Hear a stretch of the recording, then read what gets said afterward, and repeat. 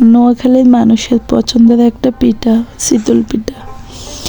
ঢাকার কিছু সভ্যজাতি কিংবা ভদ্র আপুরা এই পিঠার ইজ্জতি নষ্ট করে ফেলছে।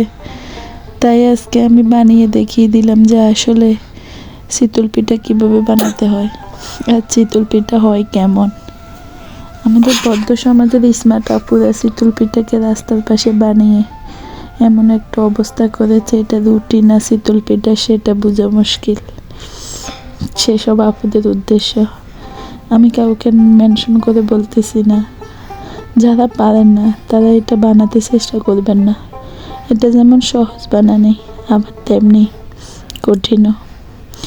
যে পারে তার জন্য সহজ, আর যে পারে না তার জন্য আকাশ সমান কঠিন। লবণ পানি আর চালের গুঁড়া হলেই হয়ে যায়, কিন্তু এই হয়ে যাওয়ার ভিতরে অনেক না হয়ে যাওয়া থাকে। তাই আপুরা নর্মালি বানাতে গেলে হয় কি, কারো চালই হয় না, কেউ আবার মাঝখান শক্ত থাকে, কারো মাঝখানে গুঁড়ি থেকে যায়। তাদের জন্য আজকের আমার এই ভিডিওটি। উপকরণটা তো আপনাদেরকে বলেই দিলাম, সামান্য কিছু বেশি না, শুধু গুঁড়ি, তারপরে পানি আর লবণ, ব্যাস।